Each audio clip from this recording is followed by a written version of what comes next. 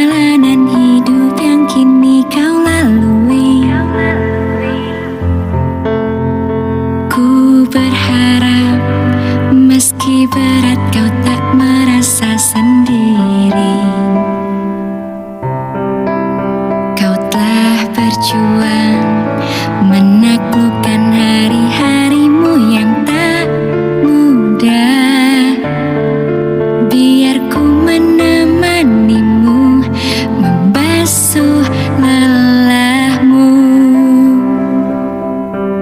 Izinkan ku lukis senja, mengukir namamu di sana, mendengar kamu bercerita, menangis tertawa.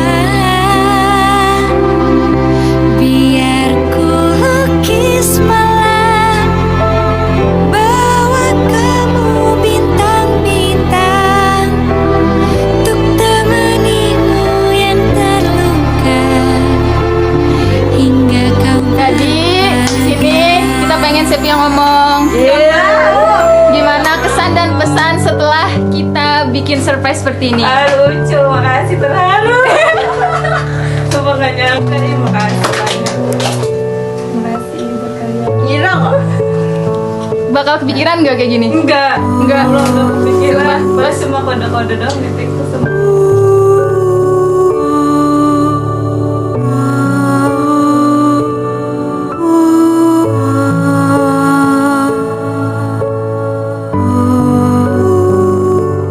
Yaudah, terima kasih banyak buat kalian. Kode terus ya.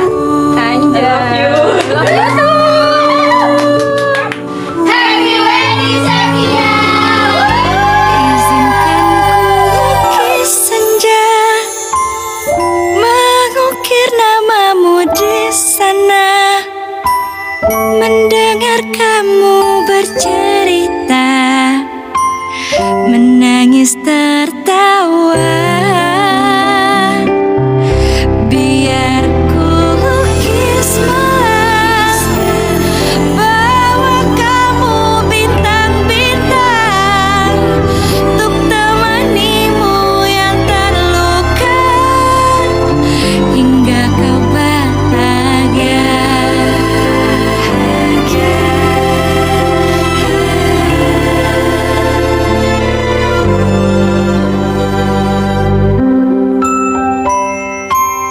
Hingga kau bahagia. Baik, semua teman-teman aku baik, dia menyenangkan, pendengar yang baik, terus dia tuh kayak menyebarkan happy virus ke kita semua. Versi baiknya Sepia itu, dia tuh orangnya baik banget, ramah, wah receh parah sih, humoris, dia itu cerewet, dan ada aja gitu bahan omongan yang dia sampein gitu ke kita. Terus juga dia tuh enaken orangnya, kayak kita tuh sering ngecengin dia tentang masa lalunya dia. Aku tuh nggak tahu ya, ketika dia disindir-sindir kayak gitu tuh, dia tuh ngerasa gimana atau enggak. Cuman kalau dilihat dari face-nya sih dia kayak salting gitu. Cuman kita udah nggak akan bahas-bahas masa lalu lagi Sep, karena kita menghargai orang barunya Sepia. Aku kurang suka kalau Sepia itu ternyata kemudian kadang suka ngerasa sendiri gitu. Kalau emang masih bisa berbagi cerita ke orang lain, ya itu mending berbagi aja deh, daripada kamu nahan terus yang ada mental kamu keganggu gitu. Sepia itu menurut gue orangnya baik, ramah, friendly, kadang kagak sabaran, kadang lelet. Kenapa lelet? Ya kadang-kadang kalau kita ke rumahnya dia baru bangun lah, dia belum mandi lah.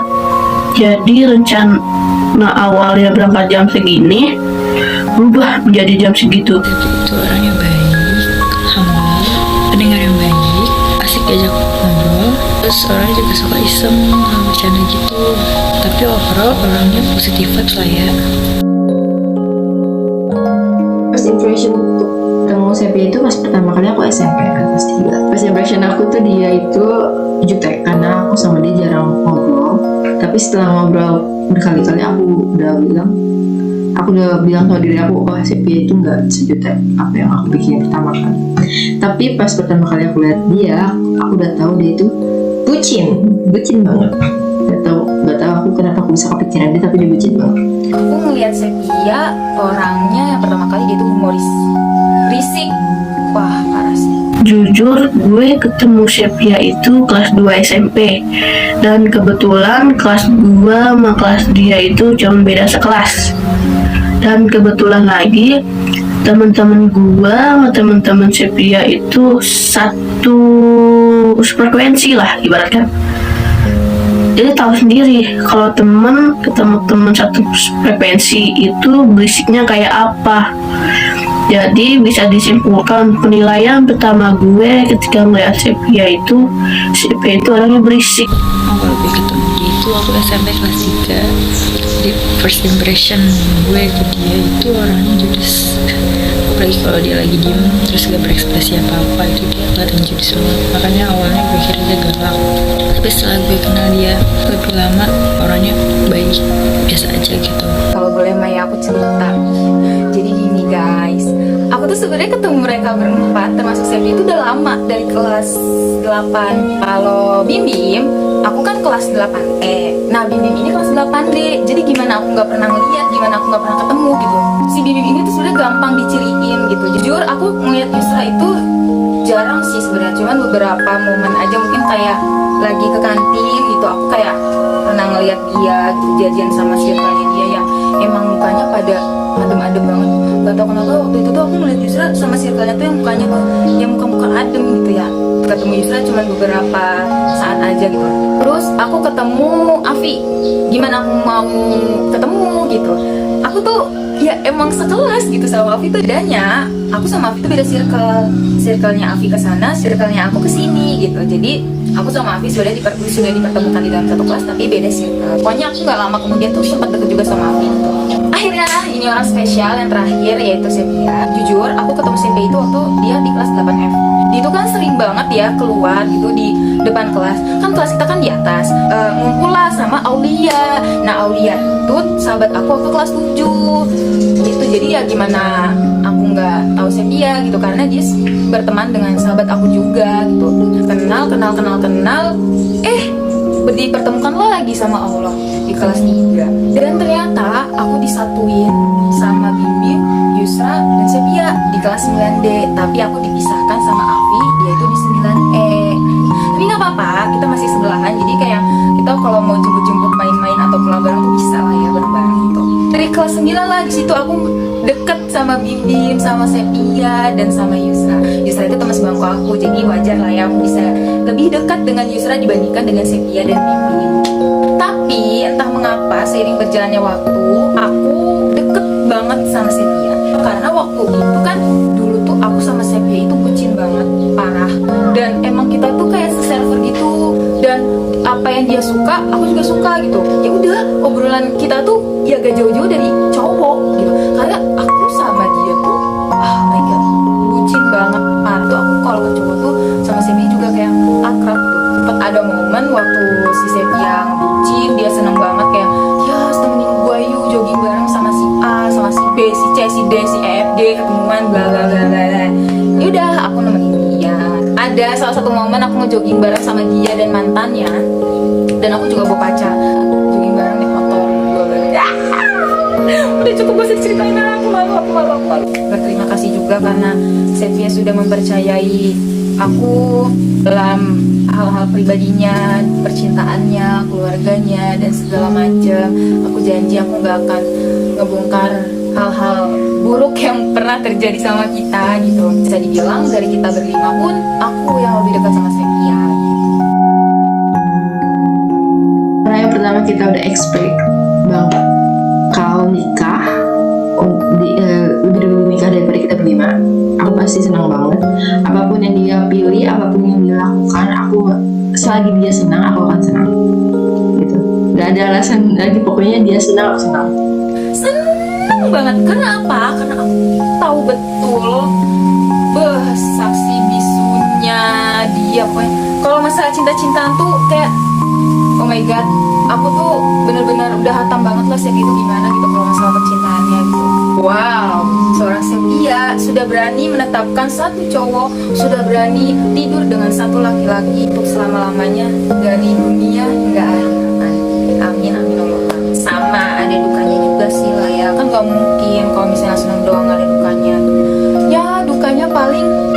bakalan kangen banget momen dimana kebersamaan kita aja kebersamaan. Cuman masalah tentang momen kebersamaan itu sebenarnya aku udah terbiasa, aku udah sedikit demi sedikit belajar melepaskan kalian. Itu kan gak selamanya aku sama kalian terus, gak selamanya kalian sama aku terus, dan aku juga gak mau jadi manusia paling egois untuk kalian harus selamanya sama aku. Seenggaknya kalau misalnya emang kita benar-benar udah sibuk dengan dunia masing-masing, termasuk kita semua udah nikah, aku pengen kalau seenggaknya kita setahun 2 kali lah ketemu.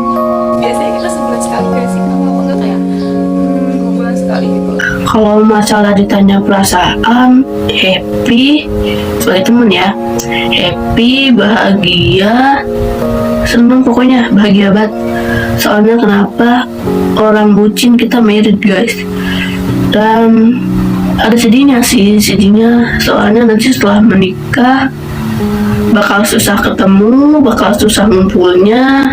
Awalnya gue agak gak nyangka sih dia mau nikah, soalnya dia ngasih taunya juga tiba-tiba banget waktu itu. Tapi perasaan gue setelah tahu dia mau nikah pasti seneng lah ya.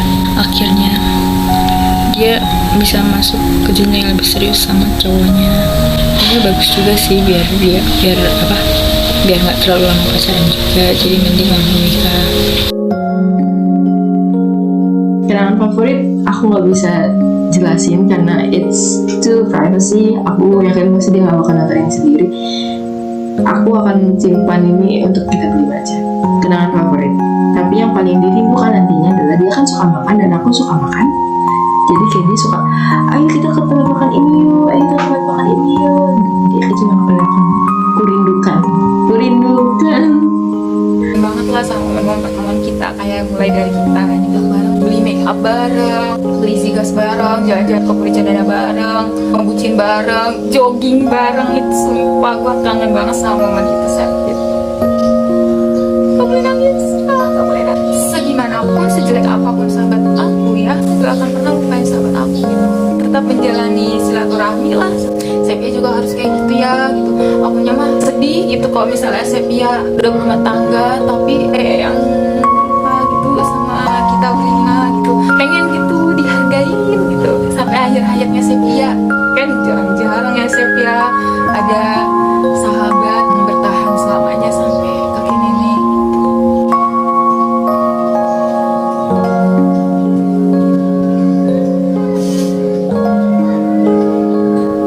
Kalau nangis kan ini kan video bahagia, kenapa nangis? Gak suka. Ya udah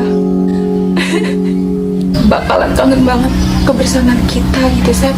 Mulai dari kegiatan yang kita berdua aja sampai kita berlima, itu benar-benar best moment yang pernah aku punya, yang aku sebutin tadi gitu. Gimana kalau bisa Sepia dan nikah gitu, suka dukanya itu momen favorit awal di sana gitu. Dan bakalan bener-bener kangen banget kayak injak rumahnya Sepia lagi gitu. Terus pas udah nikah sih berubah gitu, karena harus ada keputusan dari suaminya dulu kalau misalnya mau main atau gimana. Dalam terbang kita jadi semakin sulit ketemu gitu.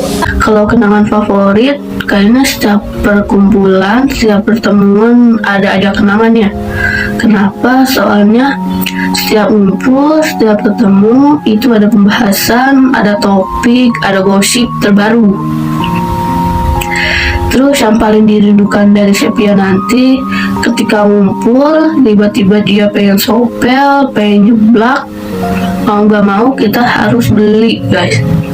Dan itu butuh waktu setengah jam sampai sejam buat sampai di tempat tujuannya. Yang pasti pas main bareng, pas nyopel bareng, pas ngebut bareng sih di rumah dia. Terutama tahun 2019 waktu gue belum masuk kuliah, itu gue sering banget main sama dia. Dan itu yang paling berkesan sih menurut gue. Gak ada saran tapi pesannya semoga langgeng sampai nenek kakek sama nanti calon suaminya. Mungkin pesannya kayak jangan pernah lupain kita please, karena kita masih mau main sama kamu. Pokoknya happy terus, lakukan apa yang kamu pengen lakukan dan lakukan apa yang menurut kamu itu terbaik. Oke. Aku gak ada lagi yang aku ngomongin. Kalau secara pribadi, saran itu gue gak punya Sep, soalnya gue belum berpengalaman. Gue cuma ngasih pesan, Sep, ketika lu sudah menikah, lu sudah berumah tangga, jadi banyakin sabar, banyakin sujud sama Allah. Udah, itu aja Sep. Aku cuma mau bilang selamat menempuh baru dan selamat memban amanah baru sebagai istri saya. Wishnya semoga kalian bisa menjadi keluarga yang harmonis, selalu dikaruniai keberkahan, dan diberi kelancaran dalam mengarungi rumah tangga. Amin ya rabbal alamin. Just pengen Sepia belajar untuk memunculkan sifat keibuan Sepia, karena kan gak akan lama lagi kan Sepia udah disebut mami, mama atau bunda atau umi dipanggil gitu. Belajar menjadi wanita yang lebih dewasa dan lebih pandai lagi menjaga aura, dan bisalah belajar dikurang-kurangin apa kekurangannya gitu. Pesan untuk Sepia, selalu happy, jangan pernah sedih. Aku tahu hidup kamu itu berat, karena aku pasti gak bisa ada di posisi kamu. Kamu jangan pernah membanding-bandingkan hidup kamu dengan hidup orang lain ya. Jadi kamu jangan pernah iri, sirik, dengki dengan orang lain. Aku sebagai sahabat cuma mengingatkan, orang tua itu nomor satu, Sep. Jadi ketika orang tua gak bisa aku menunggu orang tua, sedih. Pokoknya pesan aku jangan pernah lupa sama orang tua walaupun kita udah nikah gitu, Sep. Makanya aku kayak jadi sahabat kok jahat ya, gak pernah ngingetin tentang keluarga, tentang orang tua ke kamu, Sep, gitu. Padahal aku tahu, aku yakin pasti ada momen dimana kamu benar-benar kangen banget sama ayah kamu, tapi kamu gak pernah cerita sama kita gitu. Misalnya aku membuat sesuatu tentang keluarga, berarti itu tandanya aku pengen mengingatkan kepada kalian semua untuk menghargai keluarga gitu, menghargai kehadiran mereka sebelum mereka udah gak ada gitu. Bisa mungkin Sepia luangin waktunya, minta izin sama suami datengin makam ayah. Jangan tiba-tiba lupa akan tanggung jawab Sepia gitu. Dia cuma bisa ngingetin tentang kebaikan, tentang keluarga, dan tentang pertemanan. Sama yang terakhir buat pasangan, aku berdoa semoga Jaka kurang lebih sifat baiknya seperti papahnya Sepia ya. Jaka jaga Sepia loh, jangan bikin Sepia gimana-gimana gitu.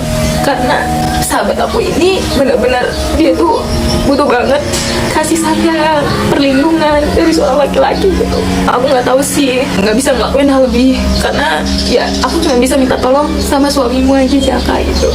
Dan aku berharap semoga hubungan di kehidupan kalian, di keluarga kalian, sakinah, mawadah, warohmah. Apapun itu semuanya disangkutkan dengan Allah Subhanahu wa Ta'ala ya.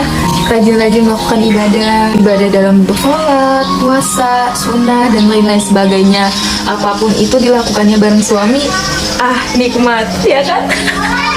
Pokoknya kalau Sepia mau ngapa-ngapain sama suami tuh rasanya tuh udah semua serba halal, serba pahala. Terakhir, karena kamu udah punya suami, kamu sebagai istri harus lebih nurut sama suami, karena tanggungan kamu semuanya dari suami gitu. Apapun itu yang kamu mau lakukan, semua harus izin atas suami. Masalah apapun itu tentang keuangan, cerita, dan segala macam itu, Jaka harus tahu, gak boleh ada yang disembunyiin ya. Jadi itu pesan aku buat Sepia. Dadah.